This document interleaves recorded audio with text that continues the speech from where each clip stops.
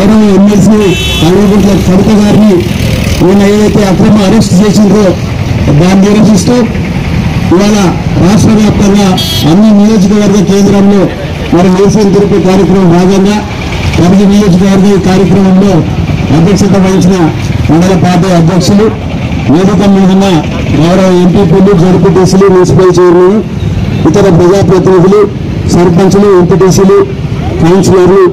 TRS party కుటుంబ సభ్యులకు పాత్రికేయ మిత్రులకు అందరూ కూడా పేరు పేరున నమస్కారాలు తెలియజేస్తూ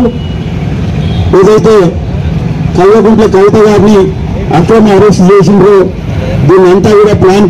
ప్రకారంగా మరి బీజేపీ ప్రభుత్వం ఇవాళ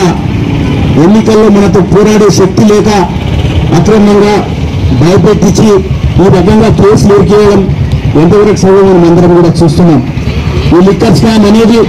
2 సంవత్సరాల కింద వచ్చిన పరిణామంలో గతంలో కూడా నోటీసులు ఇచ్చినప్పుడు 3 సార్లు కూడా మరి విచారణకు హాజరైంది కవిత గారు. మరి అప్పుడు వాళ్ళకి ఏం దొరకలే, దాని గురించి వీరి మీద ఏం అక్రమంగా ఉన్నట్టు ఏం తేలేని నిజంలో మరి ఏం చేయలేని పరిస్థితిలో అందులో ఉన్నవారిని ఇవాళ న్యాయాన్ని భయపెట్టించి ఏదో ఒక స్టేట్మెంట్ తీసుకొని సుప్రీంకోర్టులో కేసు పెండింగ్ 19వ తారీఖు విచారణ ఉండగా మరి అక్రమంగా నిన్న నోటీసులు ఇవ్వకుండా వచ్చి సోదాలు చేయడం, ఆ సోదాల అనంతరం 5:30కు మిమ్మల్ని అరెస్ట్ చేస్తున్నామని అన్ని కూడా ప్లాన్ ప్రకారంగా మరి రాత్రి ఢిల్లీకి తరలించి ఇవాళ కోర్టులో వాళ్ళని హాజరుపరుస్తుంది. తప్పకుండా న్యాయ పోరాటం చేస్తాం. ఖచ్చితంగా లిక్కర్ స్కామ్ కి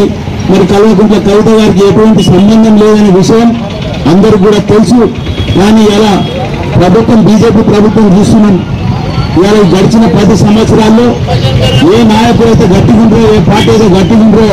వాళ్ళ మీద ఈడీ కేసులు కానీ